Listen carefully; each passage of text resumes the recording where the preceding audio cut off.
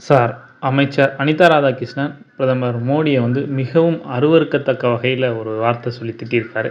அத எப்படி பார்க்குறீங்க? பொதுவாவே பாரதிய ஜனதா கட்சியில இருக்கக்கூடிய நாங்க எதிர்க்கட்சிக்காரங்களை சித்தாந்த ரீதியா, கருத்தியல் ரீதியா நாங்க கவுண்டர் பண்ண ஒழிய ஒருபோதும் நாங்க அநாகரிகமா பேச மாட்டோம், சிங்குலர்ல பேச மாட்டோம், பாக்கோன்ல பேச மாட்டோம்.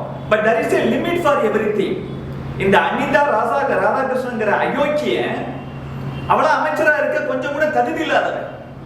பாரத பிரதமர் ஒப்பற்ற உலக தலைவர் நரேந்திர மோடி அவர்களை ஒரு கெட்ட வார்த்தை சொல்லி பேசுறான். இந்த நாட்டுல கட்டிய பொண்டாட்டியை தவிர அத்தனை தாய்மார்களையும் அன்னை பராசக்தியா தாயா நினைக்கிறது தான் பாரத நாட்டு பண்பாடு, தமிழ்நாட்டு மக்களோட பண்பாடு. ஆனா இந்த அனிதா ராதாகிருஷ்ணன் ஒரு தவறான வார்த்தை சொல்லி நம்ம பிரதமரை திட்டுறான். எவ்வளவு பெரிய தலைவர், உலக தலைவராக உயர்ந்து இருக்கக்கூடியவர், 140 கோடி மக்களுக்கும் பிரதமர், அவரை போய் ஒரு கெட்ட வார்த்தை சொல்லி திட்டுறான். அப்போ அனிதா ராதாகிருஷ்ணன் அவரோட தாயையும் அப்படிதான் பாக்குறான். திமுக இருக்கக்கூடிய பல தலைவர்கள் அன்றிலிருந்து இன்று வரைக்கும் ஒழுக்கம் கெட்டவர்கள் கவிஞர் கண்ணதாசன் சொல்லியிருக்கிறாரு, ரைட்டு ஜெயகாந்தன் சொல்லியிருக்கிறான்.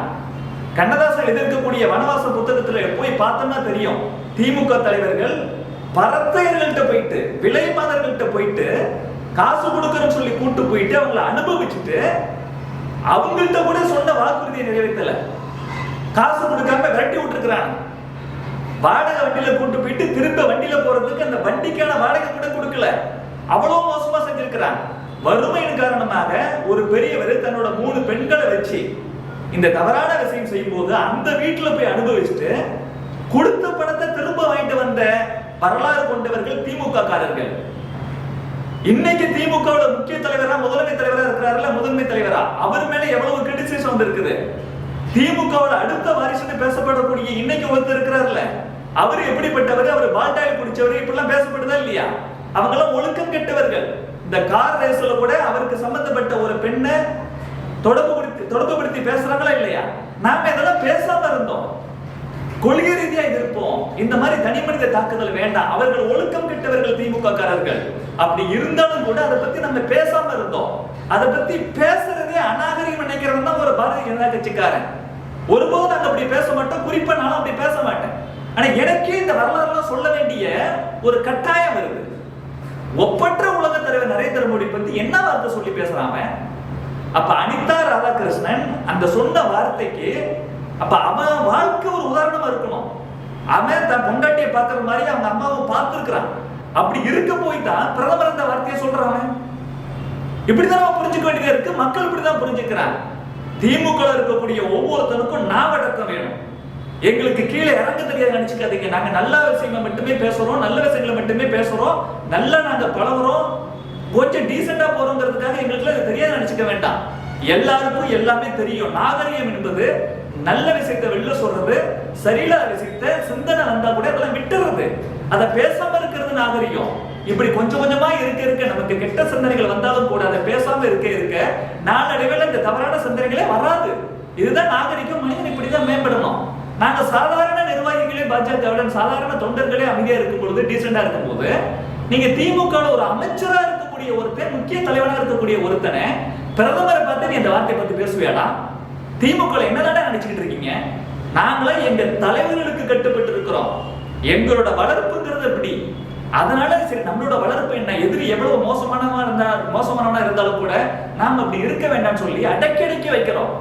நீ ஒரு லிமிட்டை தாண்டி எப்படி போற?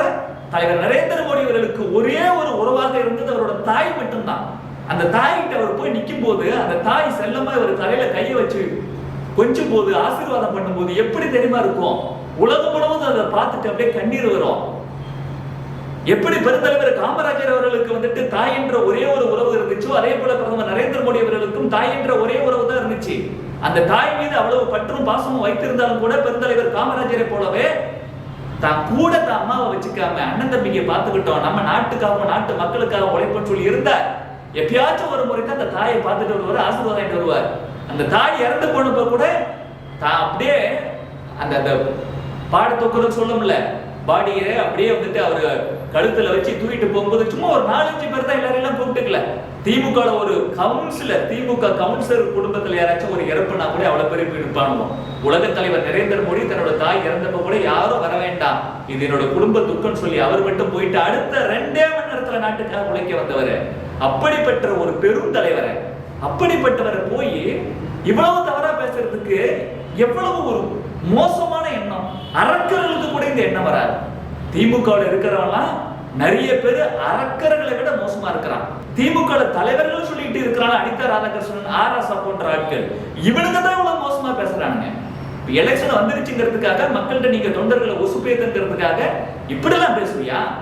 இப்ப அனிதா ராதாகிருஷ்ணன் ஒண்ணு சொல்லு, பிரதமர் நரேந்திர மோடி அவர்களை பத்தி நான் பயன்படுத்தின வார்த்தை தவறு அப்படின்னு மண்டியிட்டு மன்னிப்பு கேள்வி. திருட்டு பயல்களா, வார்த்தையை அடக்கி பேசணும், இல்லைன்னா அடக்கப்படுவீர்கள்.